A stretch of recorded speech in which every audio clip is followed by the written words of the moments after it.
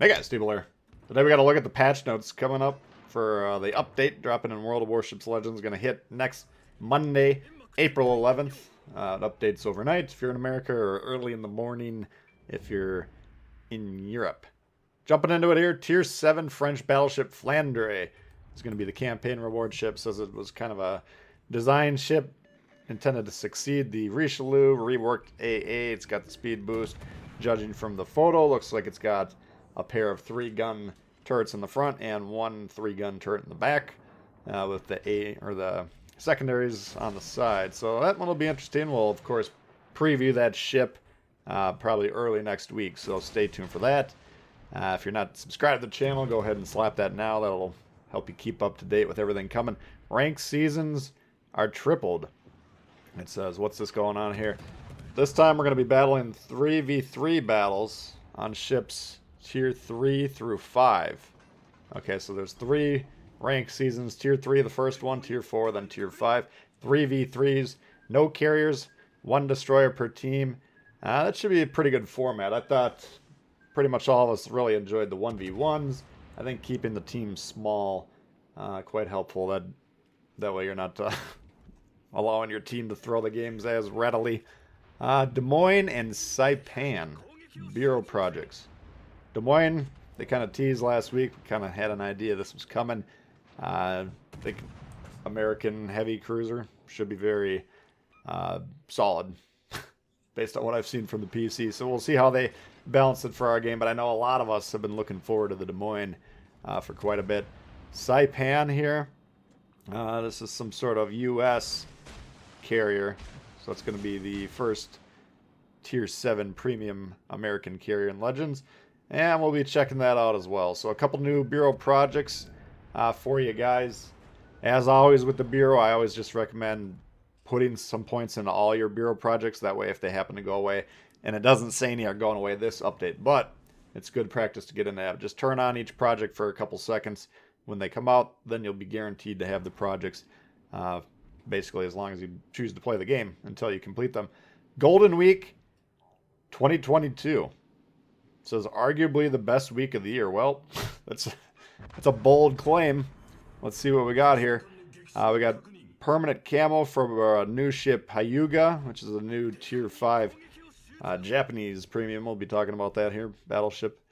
And then there's Golden Week permanent camo for the Suzuya, which will also be available for 750,000 green XP. Suzuya DPM monster. Basically the Mogami hull with lighter caliber guns.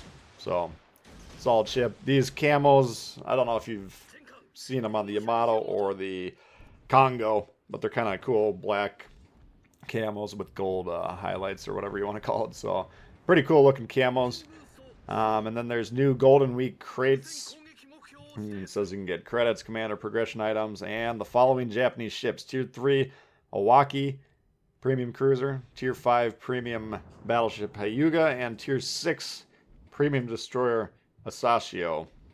And then there's also the chance to get the permanent camos we talked about. Yamato, Congo, Suzuya, Hyuga, and Asashio. So that'll be coming on April 25th, it says, a couple weeks into the update.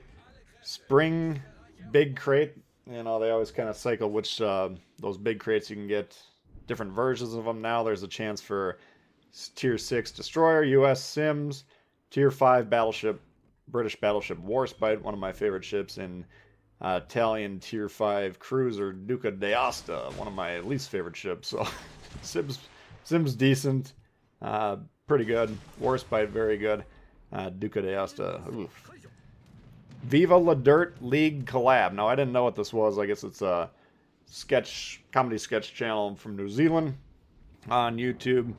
They got 3.5 million subscribers. I got like 20-some thousand. So now we know how many subscribers we're going to need to get invited to do a collaboration.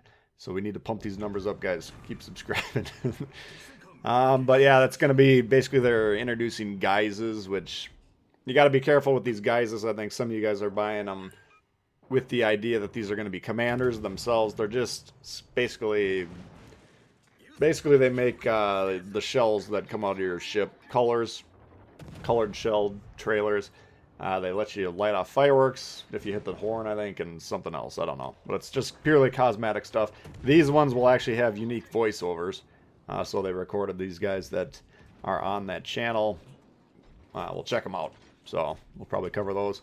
And as always with these update videos, I would like to get feedback from you guys in the comments what you're interested in. That'll help me focus my attention on what to cover first. So Hyuga we talked about a moment ago. It's going to be 12 guns, 356 millimeter guns. Looks like pretty... Oh, it's got a main battery reload booster on there and torpedoes. So we'll see how that goes. Some of those Japanese battleship with torpedoes can be interesting. Usually they don't have the greatest launch angles, but we'll check this one out. Pan-Asian Tier 5 Premium Destroyer Anshan. Another Asian destroyer coming here. It says you got the option to use either the regular torps or deep water torps. So that'll be interesting. It says it's kind of based on the Gnevi class. And then to finish it off, there's some changes to the mobile version. Now, the mobile test is going on. I haven't actually played the mobile version for a little while. Should probably pop back on there and see how it's coming along. But every update that they've released, they're creating more and more improvements for that version, which is good. Because that'll be launching relatively soon. And yes, they will be in the same servers. I don't know when it's going to launch, actually. I think the test was going to go on for another month or two. But who knows when it's actually going to come. But they will be in our servers, so the better quality and the ease of play that they can incorporate into that version, the better for everyone.